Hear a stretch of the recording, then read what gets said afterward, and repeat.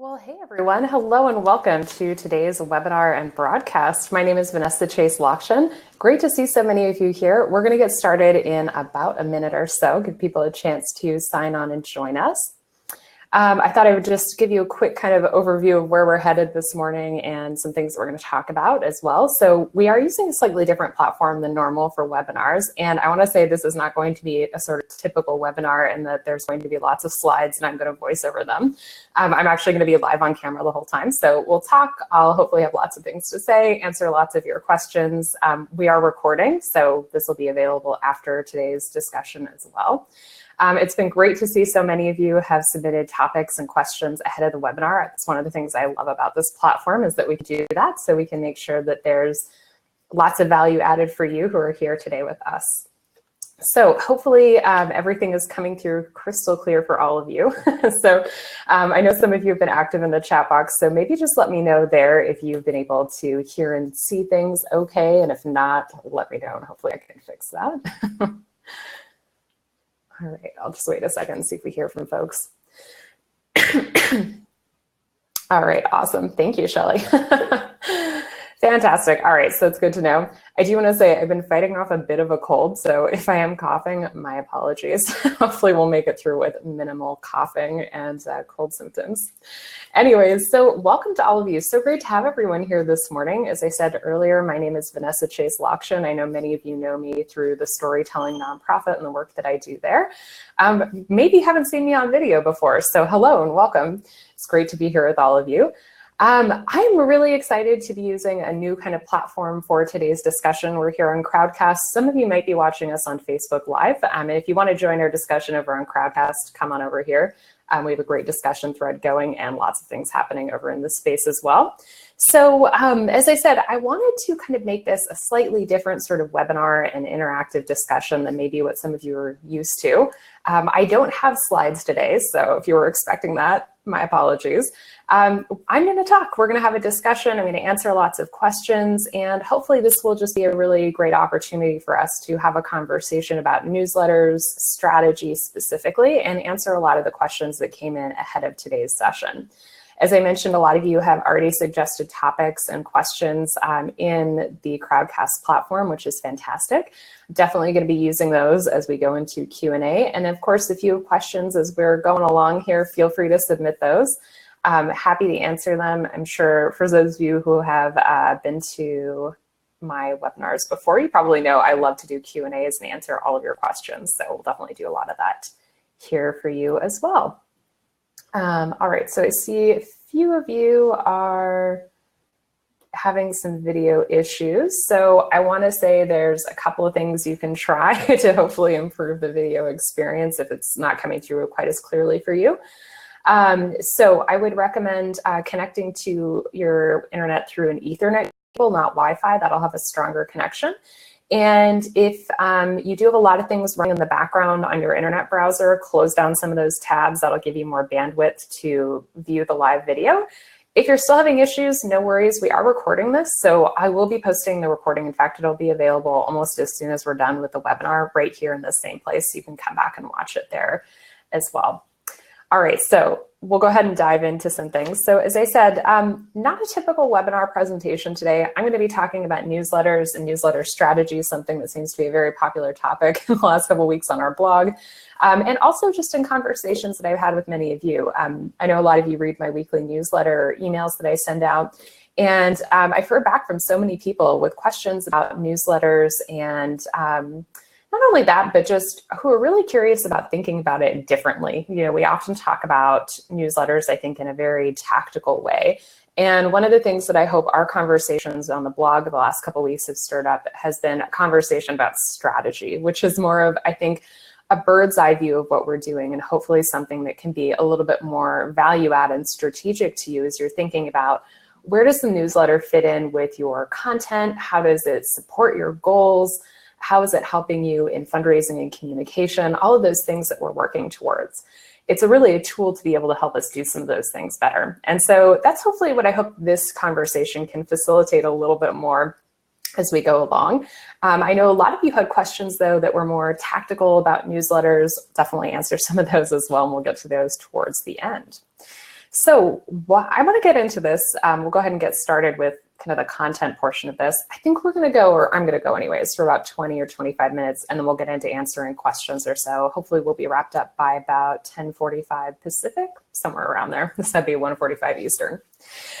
So why newsletters? Why are we talking about this? Why am I interested in it? Well, there's a couple of reasons. I think one of the big things is that content strategy and content marketing, especially for nonprofits, is changing rapidly. We've seen so many changes to this since it first kind of came out of the woodwork, I would say in 2008, 2009, when blogging and social media were really kind of exploding online. Lots of organizations were looking at how do we use these tools, and even in the last couple of years as well, nonprofits are looking at how do we use social media, newsletters, all of these content producing tools to support some of these other goals that we have for our organization, which are fantastic goals. I think the big thing that's happened, though, is that there's been so many shifts in a lot of these platforms and also in how people are consuming and using content. And I think this is especially true when we talk about content for donor relations and how we use content as a part of the relationship building strategy. And that might be true also regardless of whether you're using it for donors or for, let's say, volunteers or some other kind of constituent group. You're trying to build a relationship with those people in some way, shape, or form. But how people are consuming that content and what they expect has been changing quite a bit in the last few years. Newsletters continue to be a part of the kind of content suite that your organization has, right? There's lots of tools that you have available, whether it's Facebook or Twitter, your email newsletter, your blog, your website, so many things. And I'm sure a lot of you can also probably think of some other things as well, tools that you're using. Maybe just let me know if there's other ones you're using that I haven't mentioned. But the thing is that, these are all tools that we have at our disposal. And I think one of the things that we often kind of get caught up in is just using these tools because we're told that we should, or we think we should be using them because we see other organizations using them. And what I'm hoping we can kind of take a step back from today here in our discussion is thinking about, is it actually worthwhile to be using these? And if we are using them, how are we using them? And what can we do to be more strategic in using these for our organization? So I think that's also one of the things that's really unique about newsletters, specifically donor newsletters, when we're talking about strategy, because we're not simply just publishing those newsletters for the sake of sending them out to the donors. We're usually sending them out because we have something hopefully interesting to say about impact that relates to stewardship that we think is going to help move that relationship forward. And that was a question that I posed last week in one of our blog posts was, how do you know if your donor newsletter is actually relationship building? How do you know if it's actually moving the ball down the field with that relationship? And I think that's a really good question to be asking yourself, because when it comes to evaluating our efforts, thinking about what it is we're doing, if it's working, more importantly, we have to be able to think about what are those key metrics that we're looking at on a regular basis that can tell us whether or not these initiatives are working, if we need to make some, distinct changes to our strategy and how we're approaching that. So that's just kind of where I want to start in terms of where we're going to take this conversation, is thinking about, how these changes really impacted our organizations, and, what does that mean for your organization this year or even next year? I think one that really comes to mind, and I know several people ask this in the question, is the question about what medium is the best medium to use for our newsletter. Do we send it out as a hard copy in the mail, or do we send it out via email using a template or some sort of email service provider like MailChimp or Constant Contact? Those are all good things to be thinking about, right? But it's a really valid question to be thinking about, what are these changes that we should be making, and how do those kind of fit into the strategy of all this? So before we get into the weeds of actually talking about, how do we make these decisions strategically? How do we develop a strategy for our newsletter that fits with some of our bigger goals for fundraising and communication? I want to talk a little bit about, what do I actually mean by strategy? What is it? So strategy is basically what's going to help you meet your goals, right? It's the plan that you lay out to achieve the goals that you've set for your organization. So when we look at the actual newsletter itself and think about the newsletter as a strategy or as a part of a goal that we have, one of the things I really encourage people to think about is think about how does the newsletter fit into some of your larger strategic goals. So for those of you who are publishing donor newsletters, how does it fit into your fundraising plan or fit into some of those fundraising goals you have for yourself? And if you're publishing a newsletter for maybe a broader constituency, how does that fit into some of the goals you have for them? You know, is your goal to get those constituents to volunteer, to participate in some sort of advocacy actions? What are those goals, and how does the newsletter help facilitate that for you? How does it kind of play a role in that goal that you might be having?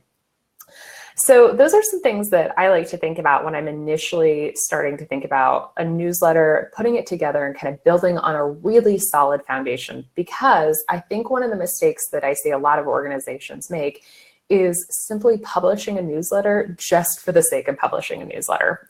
And I know many of you have heard me say this about storytelling before, which is that, you know, we can't just tell a story for the sake of telling a story. And I think the same is so true with newsletters as well. You know, we can't just be publishing it because we think it's a good idea, because we've read somewhere that we should be doing it. No, we actually have to have some sort of goal and really be able to work towards that goal, you know, with, I think, a real sort of persistence and clarity, more specifically.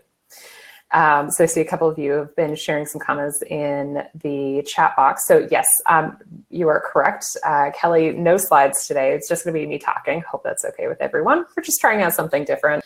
And I know some of you are taking notes. I also want to say that if you're not taking notes, we are recording, and you can find the recording right back here on this exact same URL afterwards as well.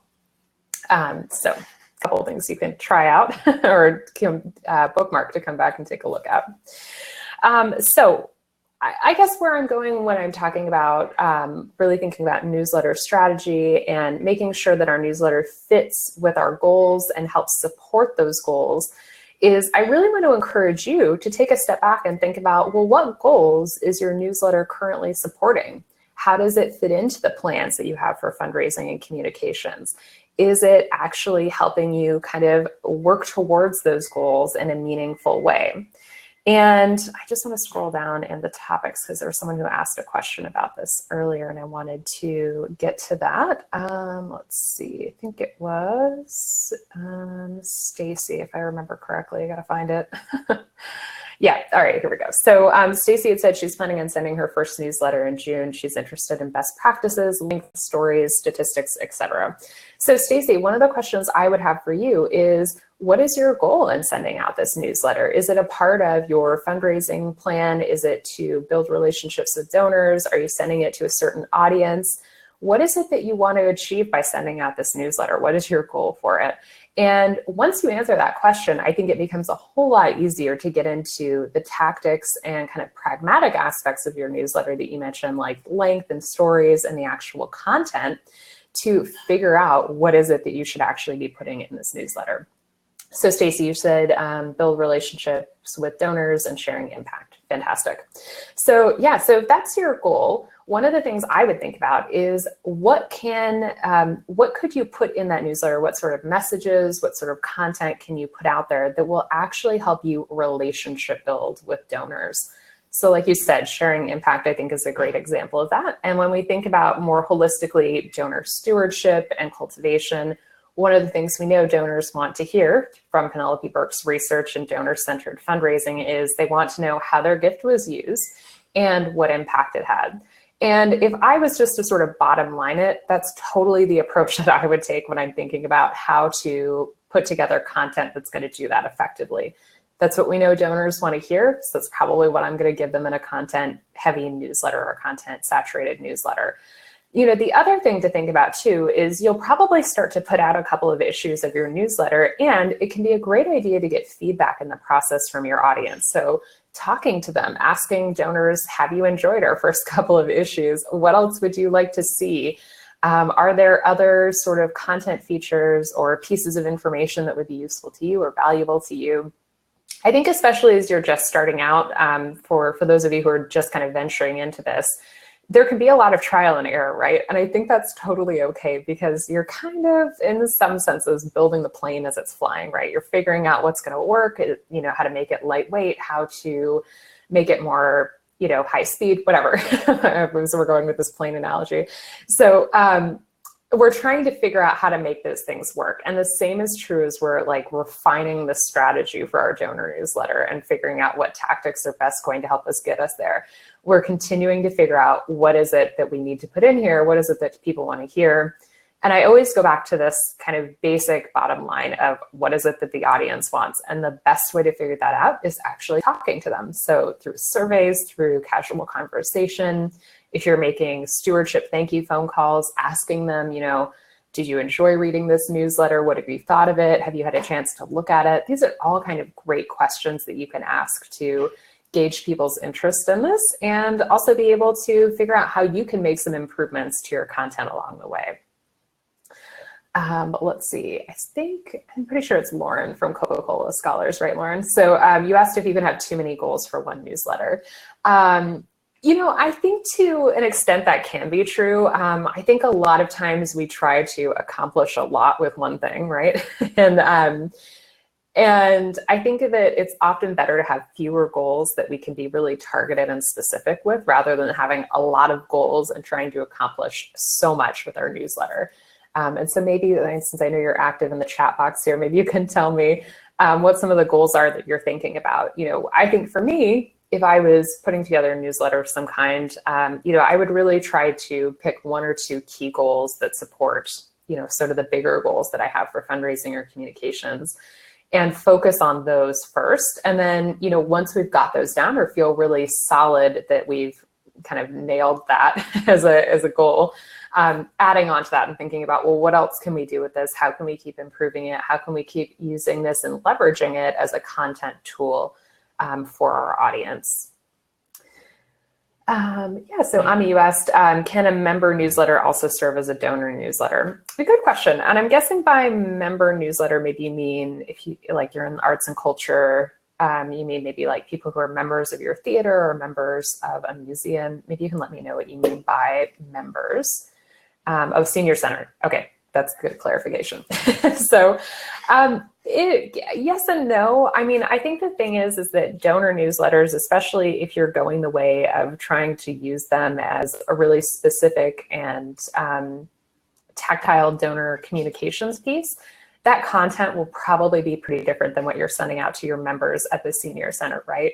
So for instance, donors are probably not going to need to know, updates about classes or services that you're offering in the same way that the seniors might, right? They'll probably want a schedule of classes that are coming up, whereas donors will probably want to hear stories about the classes that you've taught. Those are kind of two key differences that I would think about. Their interest in those things will be slightly different, and it's useful to find a way of addressing that in the newsletter if that's one of the things that you're thinking about doing. Yes, and Jeff, you said something really great. And I remember you did a Q&A on our blog a few months ago about your newsletter. So Jeff said segment, which is so true.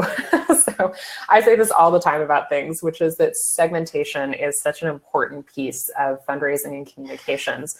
And as I was saying earlier, as we think about, what are some of these changes that have come to content marketing and communications in the nonprofit sector, I think one of the big ones is that people are expecting more tailored communication, right? They want to get things based on their interests, based on their relationship with your organization. And to some extent, that does really require us to segment our content and try to be a little bit more savvy in how we're sending that out. Now, I will be the first to tell you that's not always the easiest thing, especially if data management is a challenge for your organization or figuring out how to get that data and then how to get it into your email service provider and then figuring out how to segment from there. Those things can all be complicated, and I 100% recognize that.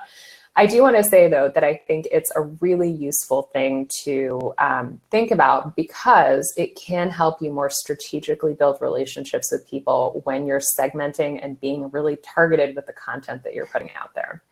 And I can give people examples of that if you're interested in that a little bit more. I do want to get to a couple of other questions, though, and then I want to get back to just a few other things I wanted to say about newsletter and newsletter strategy here. So Marcus, you asked, how can you avoid newsletters being sent to clutter inboxes? So I'm guessing you're asking about kind of frequency of communication or something along those lines. And maybe you can just let me know if that's kind of the thing that you're thinking about. Because I think there's two ways we can think about your question, which is one, how do we avoid our newsletter kind of falling into the black hole of someone's inbox and never seeing the light of day, versus how do we make sure we're not over sending too much information to people and kind of filling up their inbox much more quickly. And Marcus, maybe you can let me know which one you're thinking about. I'm going to go with the latter one, so about frequency, because I know a few people had questions about that. And I'm pretty sure we had a question about it here in the questions. All right, so I'm going to go ahead and answer that. So yeah, so in terms of frequency, one of the things that I often think about is I come back once again to what the goal and kind of the strategy is of our newsletter, right? And I want to think about, what is going to be the best frequency for me to achieve those goals. So I think with donor communications, if we're looking at relationship building and donor communications, people often err on the side of, oh, we're sending too much communication, so they send far too little communication. And I think especially if you're looking at email newsletters and kind of digital communications, the vast majority of organizations I work with send too little of a volume, much too little of a volume to be effective. And I know this can be kind of a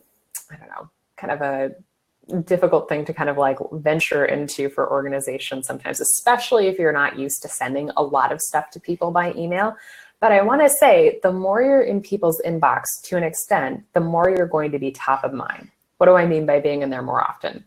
I would say probably once a week. Once a month is not going to cut it. That's really not that often. If you think about, the hundreds or maybe thousands of emails people see, in addition to all the other messages they're seeing on TV or online on social media, getting one message from you once a month is really not that frequent. And so if your organization is trying to build momentum and build a campaign or really work towards a goal with fundraising, you're probably going to have to send out things a little bit more frequently than once a month. Now, I know for some of you that might seem a little scary if you've never sent out things quite that often. I can tell you that, if you're sending out communications that are intentional, that are segmented, that are well thought out and have a real purpose to them, they are not going to come across as being spam. Spam is when you're just kind of aimlessly sending communications out to people with very little forethought or foresight or goal to them. And, that's when people get really fed up, right? They don't see value in it. They see it as being annoying, but you all have the opportunity to be much more intentional with how you're doing this. And so I'd really encourage you to think about, if you're going to send a higher volume, which I'm a total proponent of, how can you be intentional? How can you make sure that those newsletters are part of a conversation, part of a bigger storyline, that they're not just a one-off kind of conversation, that they fit together, that they're kind of connecting some dots for people around information or the relationship, whatever that might be.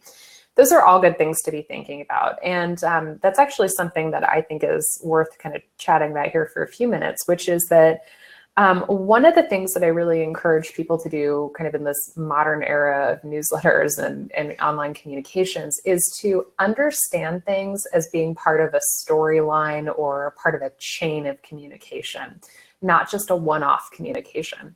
And I think historically, one of the things that I've seen organizations do is think about emails or a newsletter as being kind of the standalone communication. They're sending it out once, it's going to go into people's inboxes, done. But how does that connect to the next thing that you send out, and the thing after that, and the thing after that? Over time, of course, you should be having the goal of getting your message amplified and getting it out there. And one of the things we have to do to be really effective and impactful in that is think about how we are continuing to tell that message or tell that story over a period of time.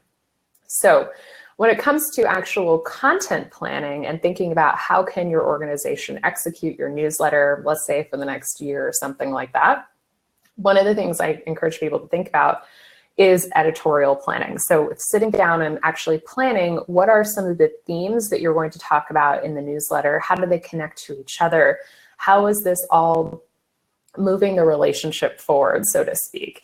And one of the benefits of doing some content planning or editorial planning, however you want to think about it, is that you actually have the kind of bird's eye view of thinking about how you're going to build the relationship over, 6 months or a year of content that you're sending out to people. Being kind of ad hoc with the process and sending out a newsletter, as you get things together, or as when you feel like it, or whatever that might be, means that you don't necessarily have the intentionality of thinking about the relationship over time, and you're not necessarily kind of threading the beads together, so to speak, or connecting the dots. So that's one of the things that I really encourage people to think about, especially now with a lot of the changes to communications and content online, is thinking about what story is it that you're trying to tell over time. And I think that that's one of the big things that I really encourage people to consider with newsletters, is that they are a really big content piece for a lot of organizations. A lot of times a lot of resources and time goes into producing them. And to really get the most value out of it for you, as well as your donors, you really do have to think about, how are we going to approach this? How are we going to ultimately tell this story over time and be able to build the relationships that we're trying to build? So that's something I would think about in terms of how you're approaching it, and how you're thinking about the newsletter, how you're thinking about your newsletters as a channel or as a medium. I think that can be really important.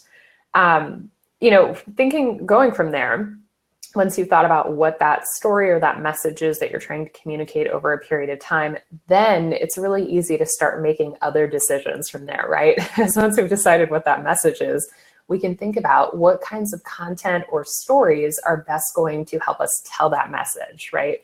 How can we elevate that through the content and the stories that we put into this newsletter? We can also then look at, what kind of design choices or layout choices will help support that message. We can also think about, what sort of frequency would be beneficial for this. Is it something we need to send once a month, or should we think about sending it more often if we're trying to kind of build some urgency or momentum around it? I really think that once we kind of solidify that top level strategy, making those decisions becomes much more clear because we know what we're trying to do. And we can then make strategic decisions about all those other little things that come beneath that once we've got that nailed down. All right, so that's what I wanted to say just about kind of goals versus tactics, broadly speaking, just to kind of come back and summarize all of this before we go into some more questions, is, just to say, I really want to encourage you to think about, what is that high level goal? What are those messages you're telling over time through all of your newsletters? And how can you then start to really build an intentional strategy over time for your organization so that you can reach your goals of fundraising or relationship building or awareness, whatever those might be for your institution or your organization. Those are all really useful things to think about. And as I said, once you've kind of nailed down what that strategy is, what those messages are, it becomes so much easier to then start making other decisions from there about each of your issues, which are kind of the more tactical or in the weeds decisions, so to speak. And I think what ends up happening, and maybe you can relate to this for those of you who are listening in, is that sometimes we do the opposite, where we're in the weeds, we're talking about the tactics or the really pragmatic things first, and we forget the kind of bigger picture or higher line strategy that we need to have in place first. So those are things I would just think about if I was working on this, and I really want to encourage all of you to do that as well. I do want to get to some more questions because I know we've had a lot come in, and I'm sure some of you will have even more as we go along. So I'm going to answer some of the questions that came in here in, let's see, the topic suggestions first, and then we'll go into some of the ones that are coming in through the chat box. All right, so Kelly, you asked, can I offer suggestions around writing subject lines for e-newsletters? So good question. So I think there's kind of two ways to approach email subject line writing, which I'm sure some of you can relate to as being difficult because there's a character count. And as you know, it's one of the things that will often make or break whether someone's going to actually open that e-newsletter from you. So there's a few things you could think about. I think you can either try to be clever or witty, or I don't know, what's the other word for it? Clever or witty, attention grabbing, if you want to be, with your subject line and kind of coming up with something pithy or a good question or that's surprising, something that someone might not normally see in their inbox. That's certainly one way to go about it. The other way is to just be really straightforward and tell people exactly what they're going to find in that email.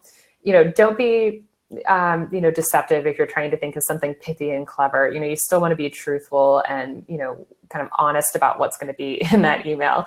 But, you can definitely be clever, think about things. I think it's CoSchedule, which is a social media or editorial calendar service. CoSchedule has a headline analyzer where you can actually type in subject lines or blog post headlines or social media headlines, and it will give you a score based on like the word usage and things like that. So if you're trying to think about like, is this a good subject line? I highly recommend CoSchedule. I'm just going to type it in here in the chat box for you all. Let's see. So yeah, as I said, CoSchedule headline analyzer. There we go. Oops. All right, there we go. So if you want to look that up, you definitely can. All right. So let's go ahead and go to another question here. So Melinda, what are my thoughts on the importance of including fewer stories but full text versus, oh, where'd your question go? Oh no. Oh, there we go. Sorry, I just disappeared on the topics. All right, so Melinda, your question was, what are my thoughts on the importance of including fewer stories but full text versus B, more stories but links to a full text in the newsletter? Excuse me, you said traditionally we've had low click-through, so I'm trying to focus on one key story in the newsletter lately and haven't seen a real change in open rates. So this is a really good question. I'm just gonna grab a sip of water before we get into it. So I think, Melinda, this really comes back to the question of strategy and what is it that you're trying to accomplish with your newsletter. So I have personally tested out a couple different things recently. A lot of you who've read my newsletter, for instance, probably know that for a long time, I would have links to blog posts that people could click. There'd be like a small description and then you click through to read the whole thing. Recently, though, I've been thinking about, well, what is the purpose of my email newsletter? For me, it's a content distribution channel. I have content and I want to get it out into as many places as possible.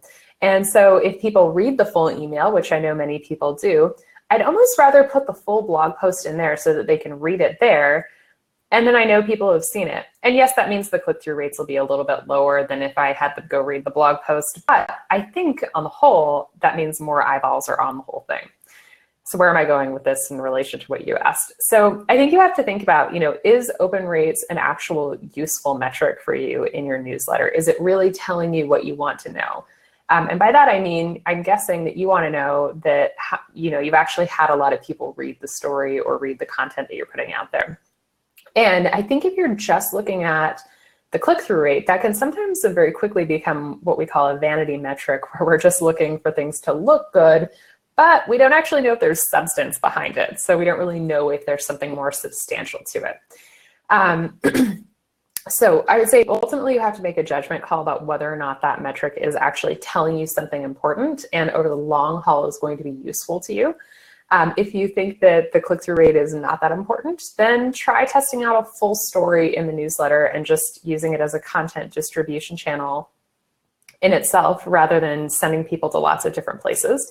I would say if you have lots of stories to tell, and let's say in one newsletter, historically, you might put 4 different stories in there and you would link out to all of them. Maybe instead you start kind of a weekly e-newsletter where you're sending out 1 story each week, and then you have lots of content to circulate through over the month, for example. Not necessarily saying you should definitely do that, but just a thought on how you can approach that if you wanted to do just a standalone story in your newsletter rather than lots of stories and lots of content. I think the thing that happens when we include lots of content, and I would encourage all of you to kind of think about your own habits when you read email newsletters from organizations or from people, is that when there's lots of stuff in there, sometimes it's really easy to skim through and, we make a quick kind of judgment decision about whether or not it's something we want to read, right? Whereas I think when you just have one message or one story that's already in there, people read that and they've read it. They've consumed the content right then and there.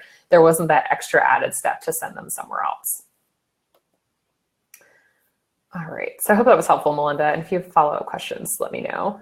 All right, so let's see what else here. Okay, so I've got a couple other questions. So Alana, you asked, can I discuss the ideal link through an e-newsletter and how much focus should be on solicitation? I was under the impression that it's not intended to be a solicitation vehicle except in cases of a special campaign or year-end appeal. Also, please distinguish whether we're talking about e-news or snail mail newsletters.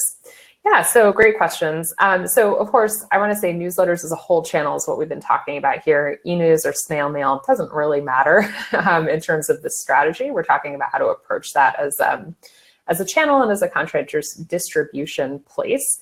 But your question around like ideal length and what should you focus on, I think is a really good one. So I have kind of two thoughts about this, especially in terms of the solicitation piece. So I have worked with and for organizations who have a newsletter that's very strictly focused on stewardship and cultivation. So they send out a newsletter to donors that is full of stories, it focuses on impact, and it really focuses on connecting donors to what they've made possible through philanthropy, right? Which is fantastic, and I think it's certainly something that's necessary in this day and age.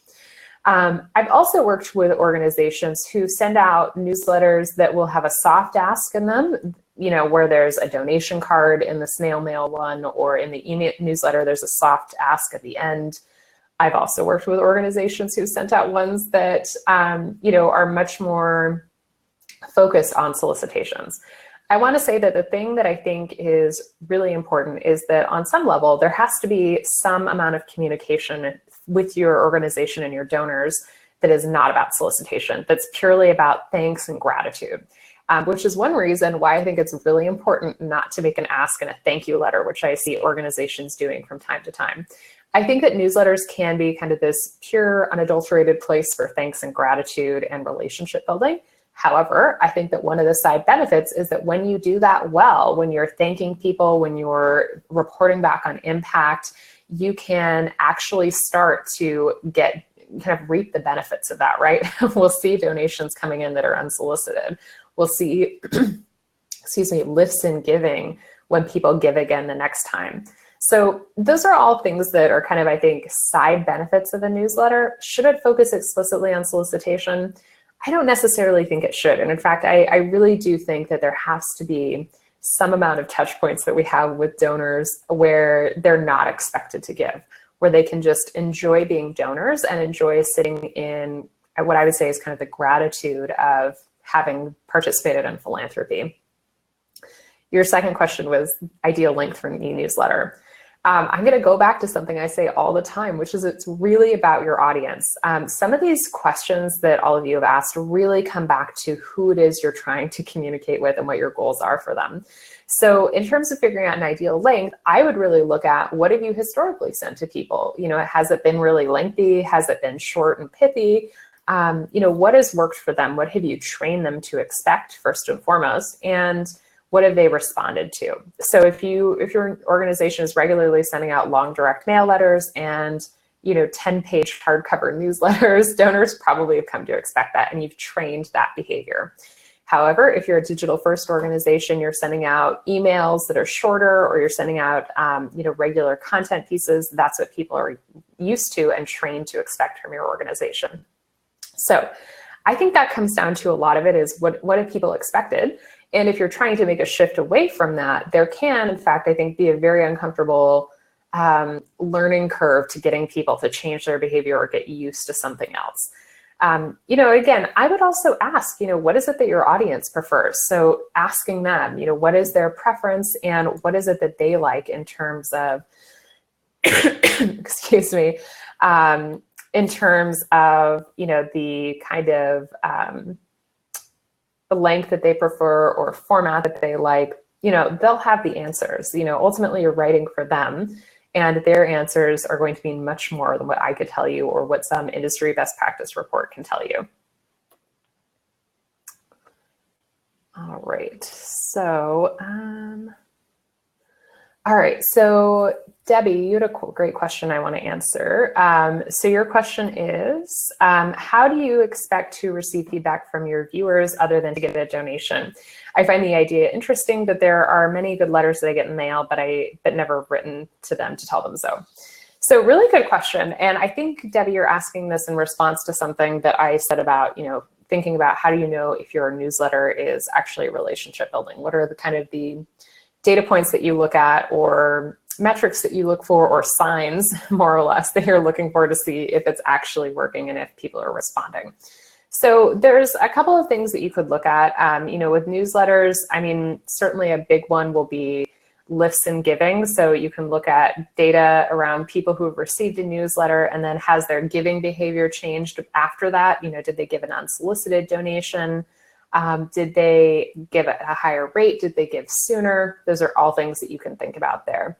In a different way, you can also ask people, what do they think about your newsletter? So I've talked about surveys a couple of times here in today's broadcast, but this is another place that you can also think about getting feedback from your audience. Did they enjoy it? Did they like it? Did they like the format? You could totally ask people those kinds of questions. Excuse me, I'm just gonna grab some water. You can absolutely ask people those questions when you send out a survey. And in fact, I think they're really fantastic questions to ask because it will help inform what you're doing. All right.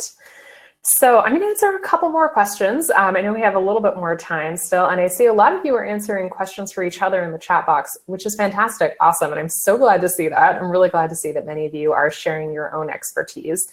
I want to say all of you are doing this work as well. You all have valuable perspective to offer on newsletters. I'm not the only one that has something to say. And so it's really wonderful to see a lot of you sharing your expertise and experiences around this as well. So let's see, a couple other questions here. Excuse me. So Sherry, you wanted to ask, can I share some best practices for tracking email results, such as conversion, engagement, rather than just typical stats like open and bounce rates? Good question. So I'm going to go back to something I said earlier, which is that you should pick metrics that actually matter to your organization, not just vanity metrics that are kind of typical ones that you look at with a newsletter, like open rates and things like that. If your goal for a newsletter is to raise money, then I would probably look at donations that came in around the time of your newsletter. If I were looking at engagement rates, I would look at stories that were shared on social media from that newsletter, for instance. So again, coming back to that idea of what is it that you're trying to do? What are those things that matter to your organization? And then picking a metric that's going to be actually useful to tell you some information about that. All right, so let's see, we'll go ahead and answer a couple more questions here. All right, so Kelly, you asked, should each newsletter look the same for consistency? We have a template that we use each time in MailChimp, or can the look or format change depending on the content we share? It's a really good question. I changed my format and content over time. It's definitely changed a lot in the last 4 years. And I'm sure for those of you who read other types of newsletters in our industry or other ones more broadly speaking, you'll probably notice that there are some changes from time to time. The one thing that I would say that is good about consistency is that you develop behavior over time of your readers. So they come to expect certain things from you. They know what to do when they get it. They open it, they read it, they click on links, whatever that might be. If you are trying to test and figure out if there's a better format or a better type of content or look, absolutely test it, see what happens. Doing it just once, though, a one-off, may not give you enough information to work off of, though. You might have to do it several times to get more data and more information to be able to figure that out. All right. Let's see, a couple other questions. So Jen, where did that question go? Here it is. All right, so Jen, you wanted to know, do readers love infographics as much as designers love infographics? I love them, but I'm curious if there's any research on the effectiveness.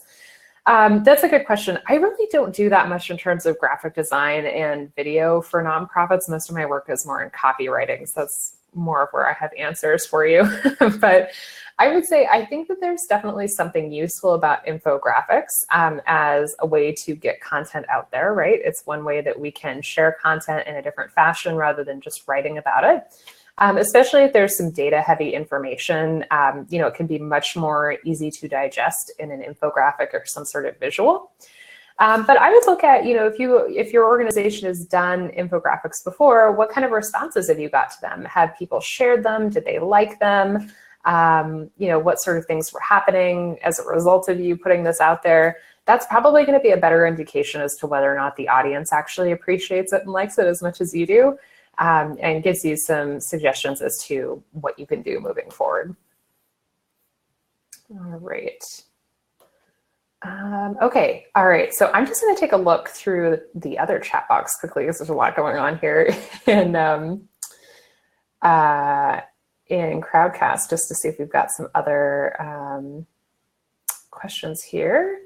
Jessica, you asked, what are my thoughts about including a BRE, which is a business reply envelope with a newsletter? I think I probably answered this earlier in the question about whether or not a newsletter is just for solicitation.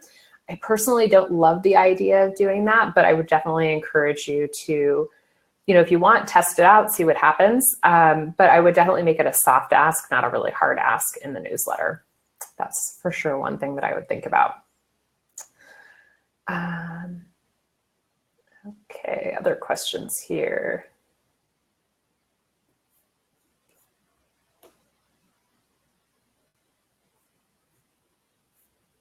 Okay. All right, so I'm just going to go ahead and answer a couple other questions here in our topics list. So I think, Lauren, I might have already answered this question for you. What's best, concise content descriptions with links to full content on your website, or putting your full content in your newsletter? So I guess to come back to something I probably said earlier about this, which is, what's your goal? Do you want to drive traffic to your website, or do you just want people to read the content? And is this really just about content distribution, getting as many eyeballs on it as possible? If it's the latter, if it's about distribution, I'd probably put the full content in my newsletter. If it's about driving traffic to your website for some other goal, like getting people to get to a donation page or something like that, then probably using links and linking to your website is going to be a better goal or a better tactic for you. All right. Let's see, Joan, so you asked, we don't have a strategy and have never sent a newsletter to donors. Ours would definitely be by post office, as we don't have donor emails in most cases. Yeah, I think that's a really great point, Joan. A lot of organizations are just starting out. You probably don't have emails for people, no problem. There's not a big, I don't see a big problem with sending out snail mail newsletters as opposed to email newsletters. They're both valuable. They're both opportunities to get content in front of your audience, which is hugely useful in the long run. So certainly something you want to think about doing. I would say more than anything, just start, get started, send out your newsletter and go from there. All right, so we've been going for quite a while. I do want to start to wrap up because we have been talking about a lot of stuff and we answered a lot of questions here today. So I hope this has been helpful for a lot of you who have joined in and been listening for the last 45 minutes or so. And I want to say, there's so much to talk about with nonprofit newsletters. I know we've only had a little bit of time here today, and hopefully I've been able to answer a lot of questions for you. I am going to be teaching another webinar on Tuesday, May 23rd, coming up here, and I'm going to link to it in the chat box for all of you. It's more of a masterclass on newsletters. We're going to be diving into how to actually create a strategy, pulling together the pieces of your audience, and then actually figuring out your content strategy for 6 months to a year. So if that's something you're interested in, I'd really encourage you to check it out. I do have a discount code set up for all of you if you're interested in registering today, and you can save 50% on the webinar registration using the code newsletterfun. I'm just going to type it in the chat box as well. So you'll see if you scroll down to the bottom, there's a link and the discount code is there as well if you want to sign up. It'll be a little bit different from today's webinar. There will actually be slides. I will be going a little bit more in depth into some of these concepts, but of course, answering lots of your questions. And I want to say, I hope we can continue this conversation. I know lots of you asked great questions. If you want to get in touch with me after this and follow up, feel free to do so. You can get in touch with me through email. It's probably the best place to do that, Vanessa@thestorytellingnonprofit.com. Some of you are also in the Storytelling Nonprofit Lounge Facebook group as well, which is also a great place to ask me questions. If you go over to Facebook and search for the Storytelling Nonprofit Lounge, it's our private Facebook community for the Storytelling Nonprofit folks. You're welcome to join. It's a closed group, but we always welcome folks in. So feel free to add yourself and we'll get you in there, and you can always ask questions there as well. All right, well, I hope all of you have a fantastic rest of the day. Thank you so much for taking time out of your Monday today to join me. I hope you've enjoyed this broadcast. And as always, look forward to staying in touch with all of you. Take care, everyone.